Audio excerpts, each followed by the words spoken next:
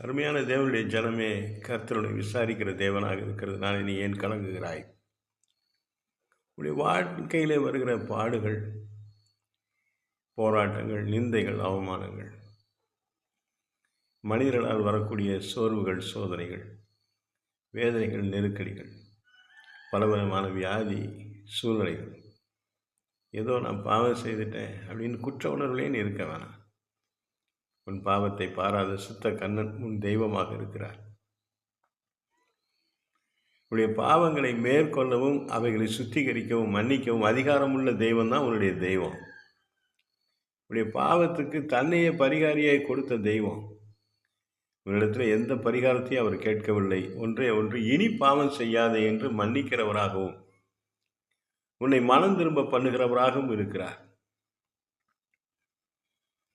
சோர்ந்து போகாதே.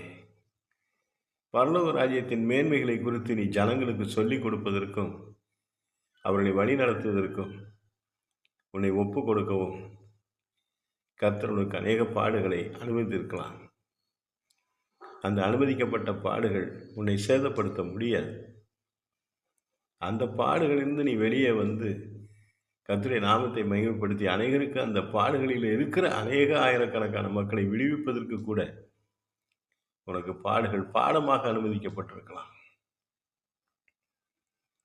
கர்த்தரை நம்பி இருக்கிறவனுக்கு வர பாடுகளுக்கும் உலகத்தில் இருக்கிறவனுக்கு வர பாடுகளுக்கும் வித்தியாசம் உண்டு.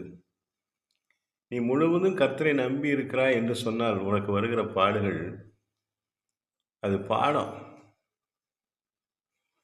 உலகத்தில் இருக்கிற அட்டூழியம் பண்ணுறவனுக்கு வர பாடுகள் அது அவனுக்கு நரகத்துக்கு நேராக கொண்டு போகிற அந்த ரிகர்சலை காட்டுது அவனுக்கு.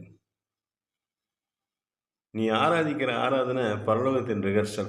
நான் அதை 40 வருஷத்துக்கு முன்னாடி பிரசங்கம் பண்ணிக்கிட்டு இருந்தேன். இந்த பிரசங்கத்தை அநேகர் கேட்டு பண்ணுறாங்க. உலகத்தில் இருக்கிறவன் பாடுபடுறது நரகத்துக்கு ரிகர்சல்.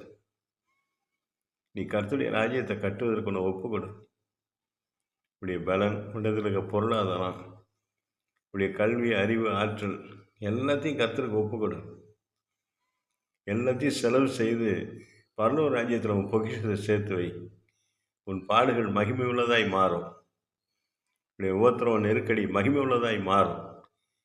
இந்த காலை வேளையில் என்னை ஒப்புக்கொடு. கர்த்தருக்கு முன்னாடி நின்று ஒப்பு கொடுத்து தேவனுடைய ராஜ்யத்தை கட்டி எழுப்பு. கர்த்தர் உன்னோடு இருக்கிறார். கர்த்தர் எப்பொழுதும் உன்னோடு இருக்கிறார். கர்த்தர் உன்னை விட்டு விலகுவதே இல்லை. அவருடைய கிருபையின் சமூகம் உன்னோடு இருக்கிறது. சத்தமாய் அல்லேலூயா சொல்லுவோம்.